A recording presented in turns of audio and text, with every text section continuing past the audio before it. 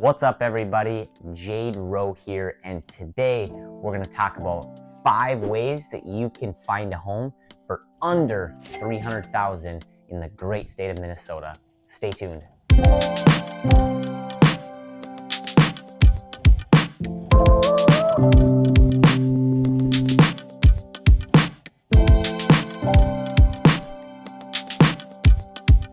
All right, thanks again for watching and tuning into this video. Again, we're going to talk about the 5 ways that you can get a home under $300,000. But first, I just want to say again that I am a licensed realtor in the state of Minnesota. So if you have any questions about what it looks like to buy a home here, move here, I would love to help. Reach out to me anytime. My name, number, and email will be down on the screen below. Also, if you want to be the first to know about more videos that I do release in the future, make sure to hit that subscribe button so that you can be the first to know about new videos that I do release. Thanks again, and now let's get into this. All right, so the first thing that you have to understand is if you're going to be buying a home for under $300,000 or right at that $300,000 mark in Minnesota, Minneapolis, or the surrounding suburbs, you're going to have to make compromises. Let's just get that out of the way, right? Average price in Minnesota is around $350,000, $360,000. So you know that you're trying to buy a home under the average price, but I get it. It might be your first home, income is limited, whatever the case may be. Let's just talk about you're gonna have to make compromises. You're not gonna get the best location, the granite countertops, the turnkey home. You're not gonna get it all. There are things that you can get, but what things are you willing to compromise on? That should be your first question, because you're not gonna get it all when you have only a $300,000 or less budget. So make sure you're thinking about that. Let's talk about the 5 ways now. So number 1, location. All right, like I said before, you're going to have to make compromises.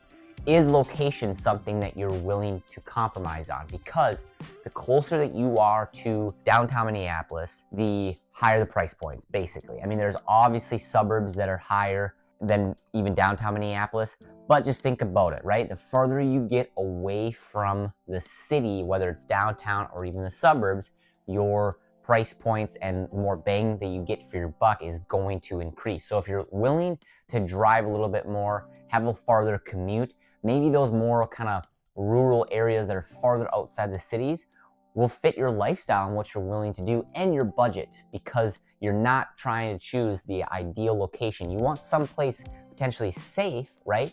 But you don't want to necessarily have to live right in the city because you're not gonna be able to afford that. So if that's something you're willing to do, I would first consider that. Maybe you're thinking of needing a 30-minute drive or a 60-minute drive or a 45-minute drive, or maybe you don't have to work, you can work from home. So then, you know, your areas expand. So first think about location. Am I willing to take a little bit of a hit on location so that I can have a cheaper home and be able to drive further to get into the city? Where I live, it's about 30 minutes, maybe 25 minutes to downtown Minneapolis. I'm in Plymouth, kind of the northern part of Plymouth, which is a suburb. I live in a townhome right now. This was under $300,000 because my wife and I just wanted to buy something cheap as our first home together.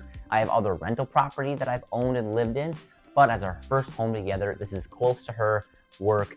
It's somewhat close to me and my work, which is downtown where my office is. I work from home a lot, but it's a good starting home for us because it's a townhome. There's things that, you know, are taken care of, where we can just then have to focus on our life and not have to focus on the leaves and the snow and all that kind of stuff, which is super nice for us. And again, it's cheap for us. It was $255,000, great townhome. We've done some updating to it, which will help us in the future when we do sell it and want to buy a larger home.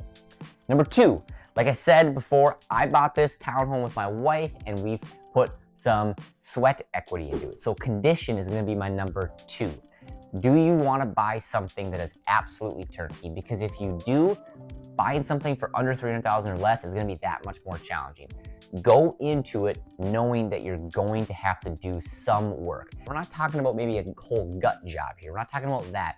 But like when we bought our townhome, we needed to rip out a bunch of wallpaper. We needed to do a bunch of painting. We needed to update the countertops. We needed to do something with the cabinets potentially. We needed to do some new flooring, that kind of stuff. Yes, it costed money and time and effort, but it was so well worth it because we were able to get it at a really good value, because it did need these things and kind of looked a little bit more icky online. But now we've put some money into it and improved the value, improved the condition, and we're really, really happy with it right now. So that'd be my number 2 thing, is think about condition. I know it's scary. You might not be the most handy person. I'm not maybe the craziest handy person alive, but that doesn't mean that you can't do these projects. You just need to then find good people to work with. I have an awesome list of contractors that I work with. I'd be happy to share their information with you. If you are trying to buy a house that does need some work, but you're not the one who's going to do the work, you're going to hire it out. Number 3 is going to be size. How many bedrooms do you want? How many bathrooms do you want? What's the ideal square footage that you're looking for?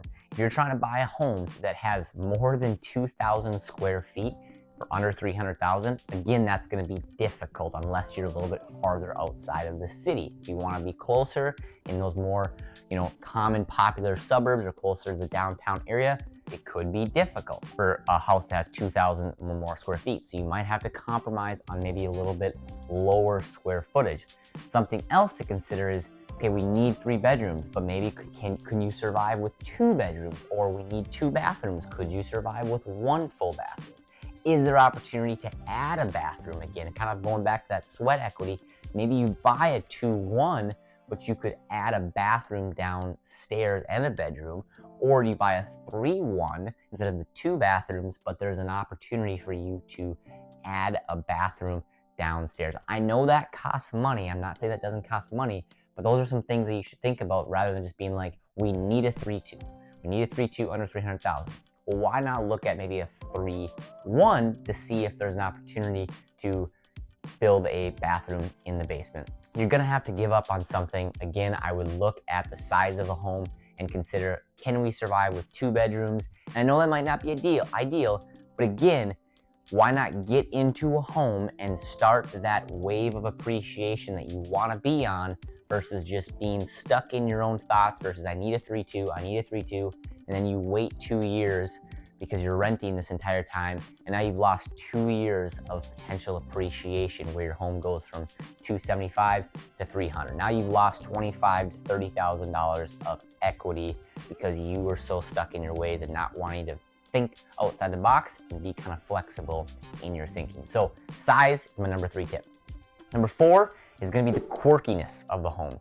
Is there something off, right? And this doesn't mean that it has bad bones. I'm not talking that the place is falling down, but maybe, there's only a 1-stall kind of small garage. Maybe there's tight corners. Maybe, it's a split level and you're not really a fan of split levels. Maybe there's some older windows in the home or it's a poorly insulated home.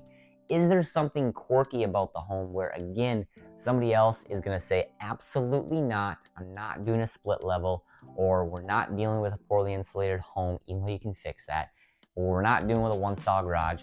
Is there something quirky about the home? Because those homes can be gems. There was a property a couple of years ago that I told my clients, this is when we were in multiple offers, and I said, hey, try to find something that survives the weekend. If you don't necessarily want to battle, try to find something that went on the market Thursday or Friday, survived the weekend, is still active on Monday. Send that to me. They sent that to me. A home was still active on Monday, was listed for sale on Thursday, survived the weekend. Beautiful home. This one was a little bit higher. I think it was like $325 in South Minneapolis. Beautiful home. I mean, we're talking granite countertops, everything, right? And they're like, hey, can you check this out? So I checked it out. It was still available. And I said, guys, this might be exactly what I was talking about, kind of those hidden gems. Let's go check it out. We went and checked it out. It literally had everything they were looking for. The 2 things that were quirky about it was, 1, it did have a 1-stall garage, and 2, it had a couple tighter corners where, if it would be hard for 2 people to go through at the same time. But to them, they're just a single couple. They were just getting married, and they were maybe going to have their first kid in this house. To them, it was perfect. It had the location, it had the granite countertops, it was turnkey, and they were okay with kind of some of these tighter, smaller corners. So we submitted an offer, did not have to battle, and they got it accepted, and now they're really, really happy in that home. So think about the quirkiness of the home. What would you be willing to sacrifice, again, to try to get to the price point that you're looking for? Quirkiness, number 4. Finally, number 5 is the type of home. Are you, again, stuck so much on single family homes? Again, for me, when I was first talking with my fiance at the time about where we wanted to live, I knew where we wanted to live, but then it kind of came down to what type of home. Me being an investor, I was like, well, let's buy a duplex. Well, duplexes are really hard to come by where we wanted to live, so that kind of went out the door. Next, it was single family homes. Let's look at a single family home. When we looked at our budget and what we could afford, or what we really wanted to afford for the first year living together, we said, all right, single family homes in this area are going to be a little bit more than what we want to spend. We could have afforded it, but we decided no, we'd rather live below our means and not do that. So that led us then to a townhome. Townhome obviously is not ideal for us, maybe because we don't have a yard. We do have a dog, so we don't have a yard for the dog to run freely. We have to put it on a leash, those types of things. You are sharing walls, but for us, it's still been awesome. All right, so we went from a duplex to a home to now a townhome, and we're loving it. Okay, we probably already have $20,000 to $25,000 of equity and appreciation that we've experienced with not even living here a year because of the work that we've done to the property. We're expecting in 2 years to maybe make $30,000, $40,000, $50,000 on the property when we sell it. And we really get into an awesome property in an awesome location that we're really happy about. Is it the home? No, but it's a townhome, and we compromised on some things. Yes, the HOAs are here. We do have to pay them. They did increase, and they probably will continue to increase. But in the grand scheme of things, we're okay with it. It's still financially smart for us. We're still riding the wave of appreciation by owning a home versus renting, and it all worked out. So my number 5 tip would be thinking about the types of homes you're looking at. Are you stuck on single family homes? Or maybe is there a way that you could look at townhomes? Again, even just to start with, okay? You don't have to live in this home forever, but it's better than renting forever as well. So think about the type of home. If you're stuck on a single family home, maybe check out a townhome as well. All right, guys, that wraps up this video. I hope it was helpful. I loved chatting with you guys about how you can potentially find a home for under $300,000 in the Minneapolis area. If you have any more questions, reach out to me. And again, if you want to be the first to know about new videos that we release on the Living in Minneapolis channel, make sure to hit that subscribe button and that bell so that you won't miss a video. Until next time, guys, we'll see you soon.